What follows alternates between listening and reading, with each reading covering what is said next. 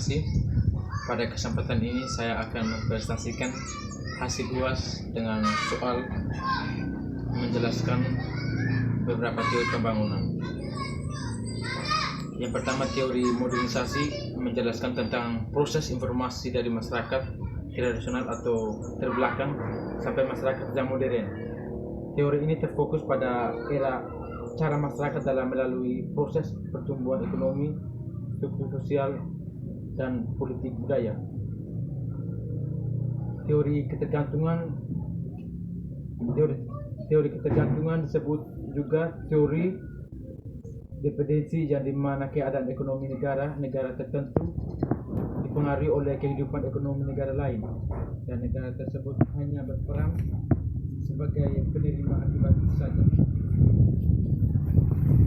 Teori Pascal atau teori ketergantungan memiliki reaksi terhadap teori pembangunan, tetapi teori ini belum memiliki nama sendiri. Sebagai salah satu kelompok, teori ini bisa disebut teori pembangunan, yang dimana setelah adanya teori pembangunan munculnya teori Pascal ketergantungan karena adanya kelemahan teori ketergantungan, sehingga memberikan perspektif baru pada teori pembangunan dunia. Teori pembangunan berkelanjutan, teori yang berwawasan lingkungan hidup, yang dalam upaya sadar dan terencana, yang memandangkan yang hidup dan termasuk sosial budaya, dan menjamin kemampuan kesejahteraan dan mutu hidup generasi masa kini.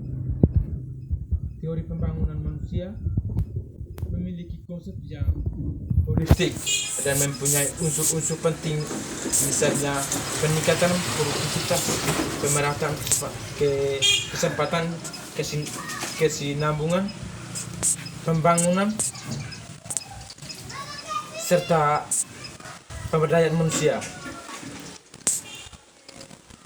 Untuk soal yang kedua, saya akan menjelaskan sesuai pendapat saya tentang beberapa strategis pembangunan setelah COVID-19. Yang pertama, pembangunan di bidang ekonomi.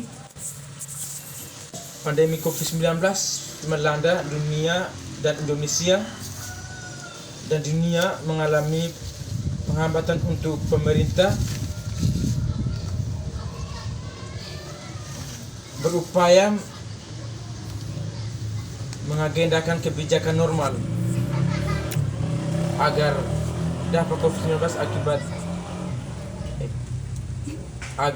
dampak ekonomi akibat pandemik tidak sampai menimbulkan krisis yang berkesinambungan. Pembangunan di bidang politik. Baru-baru ini pemerintah Indonesia menerapkan kebijakan pemberlakuan new normal. Tujuan diberlakunya new normal diranakan agar masyarakat dapat beraktivitas seperti semula dan memperbaiki kondisi ekonomi. Pembangunan di bidang sosial. Pandemi COVID mengubah tatanan dunia dalam waktu singkat. Barangkali juga tidak ada yang pernah membayangkan bahwa pandemi menyebabkan penderitaan yang mendalam. Pandemi juga menyebabkan perubahan sosial yang direncanakan. Ragam persoalan yang ada telah menghadirkan desakan informasi sosial di masyarakat. Sejumlah tata nilai dan normal lama harus ditata ulang dan diproduktivitas kembali untuk menghasilkan sistem sosial yang baru. Pembangunan bidang pendidikan. Status pandemi COVID-19 sangat mengacau tatanan kehidupan manusia di bumi, begitu juga di bagian pendidikan. Cepat atau lambat setiap daerah akan beradaptasi dengan pendidikan melalui teknologi digital. Terbuka dengan teknologi digital juga memberikan kesempatan untuk belajar menemukan hal-hal baru. Pembangunan di bidang agama. Pandemi COVID-19 mengakibatkan kegiatan masyarakat jadi lambat, serta susunan ekonomi masyarakat pandemi juga terpaksa tidak menjalankan aktivitas ekonomi hanya dikarenakan aturan yang ditetapkan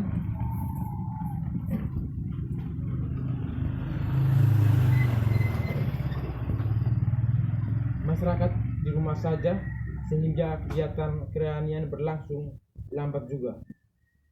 Pembangunan di bidang lingkungan, pembatasan aktivitas manusia selama masa COVID-19 diberhenti dan di berbagai kegiatan ekonomi termasuk dalam sektor industri dan menurunkan ekonomi global.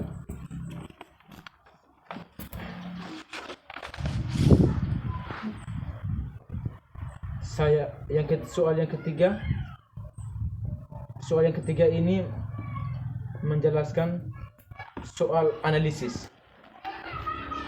Di era industrialisasi merupakan suatu masa yang tidak sejalan atau searah antara penyampaian pembangunan di bidang teknologi dan juga di bidang ekonomi.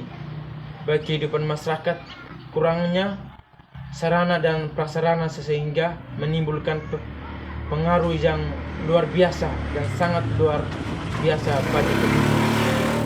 Pembangunan berarti memperbaiki, membina dan mendirikan kondisi serta keadaan masyarakat yang jauh dari kondisi baik.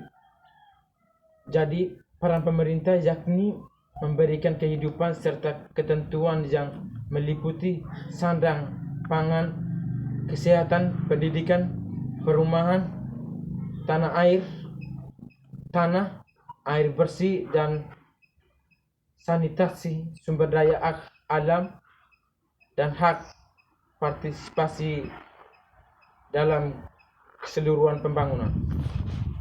Baik, terima kasih.